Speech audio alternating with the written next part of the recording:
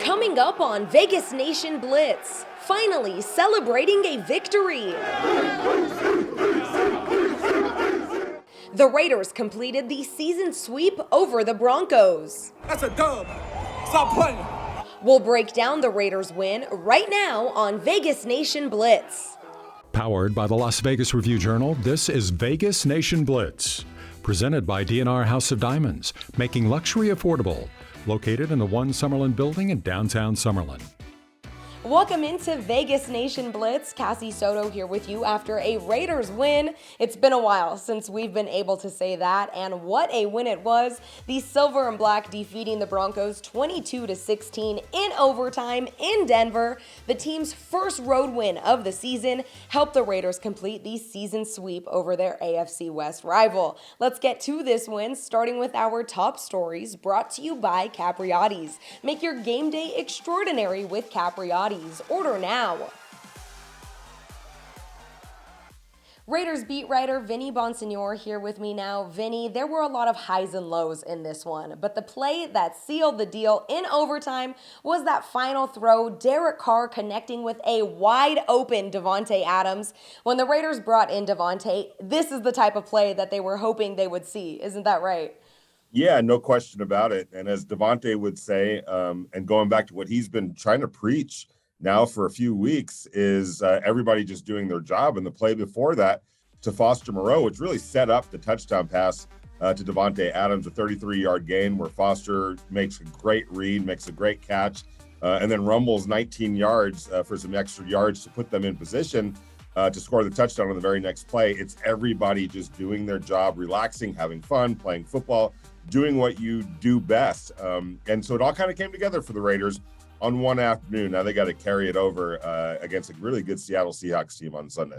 Raiders running back Josh Jacobs also had himself a day, 24 carries for 109 yards. He remains undefeated in games he's played in against Denver, and it's uncertain, Vinny, if he will be on this team or not next year. But can you just speak on the kind of player and leader he's been for this Raiders team this season? Well, Josh Jacobs embodies everything that the Dave Ziegler, Josh McDaniels leadership group is trying to build here. Accountability, toughness, intelligence, being available game in and game out, play in and play out. He's exactly what they're trying to preach to be about, for this organization to be about. So he's definitely, Josh Jacobs, playing himself into a longer stay here in Las Vegas. Remember, the Raiders didn't pick up his fifth-year option. Not unusual, considering how much money it was going to cost to do that.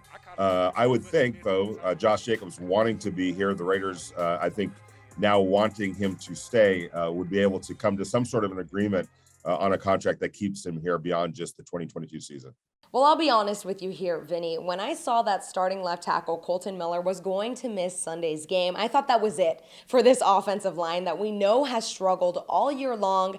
But lo and behold, Jermaine Illuminor and Thayer Mumford held it down. What can you say about this O-line's performance in this win on Sunday?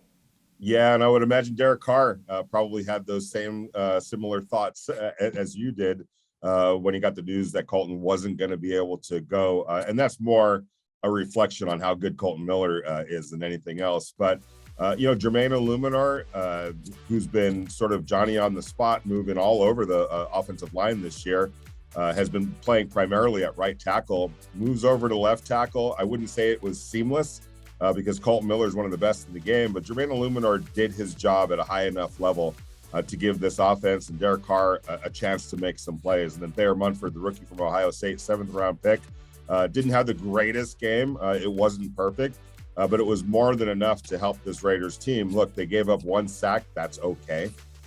They helped Josh Jacobs run for 109 yards. That's definitely something that the Raiders want to hang their hat on. So collectively, Jermaine Illuminor, Thayer Mumford, and the rest of the offensive line was able to get it done against a pretty good Denver Broncos defense. Around the League, brought to you by South Point Sportsbook. Download the app at southpointsports.com. Hey everybody, it's Heidi Fang here, and I'm joined with Adam Hill, our NFL and Raiders writer. It's time to break down one of the featured games this week, taking place between the leaders of the AFC West, that's the Kansas City Chiefs, and the Super Bowl champions of last year, Adam, who right now look like they're struggling a little bit. Yeah, it seems like forever ago that they won the Super Bowl, and this is one of those games that on paper before the season, I think a lot of people were super excited about, and we kind of had circled as one of the premier games of the entire regular season in the NFL. And maybe it's not quite that anymore. I'm still very intrigued by it because I want to see if the Rams can salvage anything, and if they could get a win in a game like this, that might be able to spark a little bit something down the stretch. But they're really reeling. They're struggling to block anybody. Matthew Stafford just doesn't have the supporting cast anymore. He's hurting, been knocked out of a couple of games. Now they're cutting guys. Darrell Henderson was released. So a lot of problems on the Rams side, and the Chiefs somehow just keep humming along. There was questions about how they do without Tyreek Hill, the receiving core being pretty new. Would Mahomes still be able to flourish? Yeah, no problem. He's pretty clearly the MVP right now, and he's having another great season as he just continues to churn along. So maybe not the marquee matchup we thought it'd be on paper, but I think still plenty of intrigue in this game going into this week. And of course, the Chiefs were a little bit banged up, and wide receiver Juju Smith-Schuster, Hardman, they've been struggling to stay healthy. What do you think about this week? Can they come back to this game, and how does that change things for the Chiefs? Yeah, we'll see who they're able to have at their disposal. I don't know that Juju will necessarily be ready to come back, but maybe he's in there. But I think the key factor with the Chiefs is that it just doesn't matter. It's Pat Mahomes and it's Travis Kelce, and whoever else is out there, whether it's Sky Moore or, Kadarius Toney was able to play for a couple of snaps, and then everybody was excited about him being out there, but got hurt and left the game. So really, it could be me and you playing receiver for the Chiefs. I think Mahomes is still the best player in the league, and he'll probably go on to win MVP. DNR House of Diamonds is Las Vegas's elite private office jeweler, the perfect bridge between internet pricing and a traditional brick-and-mortar jewelry store. We specialize in loose diamonds, natural and lab-grown, engagement rings, fashion jewelry, custom design, and jewelry repairs. We operate by appointment in our beautiful offices in the One Summerlin building, downtown Summerlin. Our great relationships with the world's largest diamond wholesalers and our low overhead saves you hundreds, if not thousands, on your purchase. With Capriotti's, game day is always extraordinary. Fuel your passion with our award-winning cheesesteaks, in-house oven-roasted turkey, and classic subs. Or create a fan frenzy with our catering trays that are perfect for any crew. At Capriotti's, we deliver extraordinary to you. Mic check. Green bean casserole does not belong on the table at all. Has absolutely no place there. There should be nothing other than marshmallows on top of your sweet potatoes. Get the walnuts out of there. It's disgusting. Nobody wants it. Dark meat's better than white meat on the turkey, absolutely. Ham is a side, not an entree. Pumpkin pie over sweet potato pie. Dressing is a must. Gravy is optional. Cranberry sauce has to be homemade. The canned stuff's below average, but homemade stuff is special. The Thanksgiving turkey's gotta be, I'm sorry for people who's actually watching this, very moist. Very juicy. You know, that turkey gotta be juicy. If it's not juicy, it's trash. Get it out of here. My first Thanksgiving was in Florida at my aunt Bebe's house, and I fell in love with it from the first bite, right? Like turkey, stuffing, sweet potatoes, greens, mac and cheese. It was a lot to take in, but from the first Thanksgiving I experienced, I made sure to celebrate Thanksgiving every year. Even the year that I was back home in Germany, I made everybody get together and eat a Thanksgiving meal. Does green bean casserole belong on the Thanksgiving table? I could live without it. They might judge me for this, but I don't really like green bean casserole. I don't really like it at all, I'm kind of picky when it comes down to food. Does green bean casserole belong on any Thanksgiving Day table? I mean, some people like it, but not on my table. Before you get your fill of turkey and gravy, let's get a serving of Raiders social media. Hey, Raider Nation, my beard's messed up right now, but I'm fresh. Stop playing. You come to Mile High, that's a dub. Stop playing. You heard the man. Max Crosby said stop playing. The Raiders going into enemy territory, handling business against the Broncos on Sunday, and upholding the streak. The Las Vegas Raiders are still undefeated against Denver. The squad was understandably in a celebratory mood after Sunday's dub, but maybe a bit too much. I did save Derek a little bit. He almost pulled us into the wrong tunnel.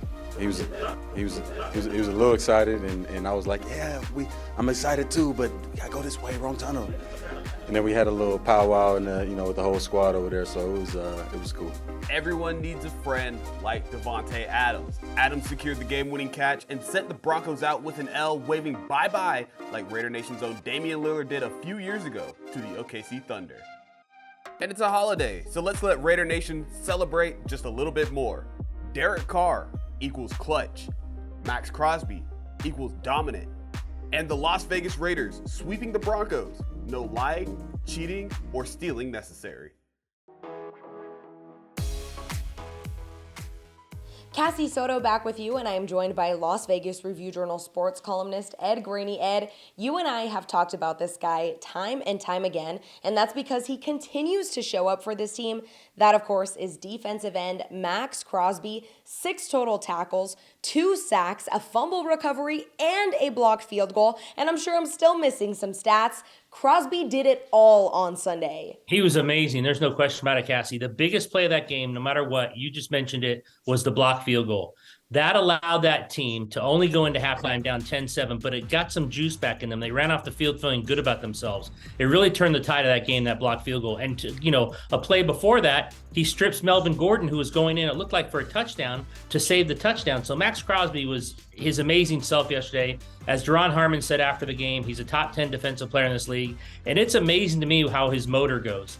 He never seems to stop. Plays every play, is out there going 110% every play. It's been a long year. They're 3-7, but if they have one guy to look to for motivation and to get them going each week, it's Max Crosby. He was absolutely terrific on Sunday. Yeah, Ed, well, this team has been on a roller coaster of emotions this season, and especially these last few weeks. We saw Derek Carr break down after that loss to Indianapolis. Now they get a walk-off win in Denver. You said it. This team is 3-7. They're heading into Week 12. Where would you say this team is at mentally now? Well, nothing cures wills except winning, right? I mean, it cures all ills. I mean, at the end of the day, you just want to win in the National Football League. I know people have been talking about, fans have been talking about, hey, lose enough, you get a high draft pick. Maybe that's true, but not one guy in that locker room cares about high draft picks. This is their livelihood. You and I have talked about that before. So, I'm sure they're happy coming off a win. You saw their celebration in the locker room. But when you're 3-7, you have to focus on one thing, and that's Seattle. You can't worry about the standings. You can't worry about who's ahead of you. You can't start thinking 2-3 games down the road. They have to come out and just worry about Seattle this week. And then if you get that one, then you go to the next one. It's a long road back from 3-7. But I think they're feeling good about themselves, as they should. I don't care about Denver, how good they are, whatnot. When you go on the road in the league and win a game, it's a big deal. You saw some of the scores. An 8-1 Vikings team gets 40 put on them by the Cowboys. The Patriots have to walk off with a punt return. They walk off a win. Weird things happen in this league. So if you just take it one at a time, now on to Seattle, and if you can get a win there, you keep going forward, then you feel good about themselves, and, you win as many as you can at this point. We appreciate you tuning in to this week's episode of Vegas Nation Blitz. For more Raiders news, you can always head on over to vegasnation.com and be sure to check out Vegas Nation Game Day on Saturday morning. The Raiders looking for their 4th win of the season when they head to Seattle to face the Seahawks. For our entire Vegas Nation crew, I'm Cassie Soto. We hope you have a very safe and happy Thanksgiving. Powered by the Las Vegas Review-Journal, this is Vegas Nation Blitz. Presented by D&R House of Diamonds, making luxury affordable. Located in the One Summerlin building in downtown Summerlin.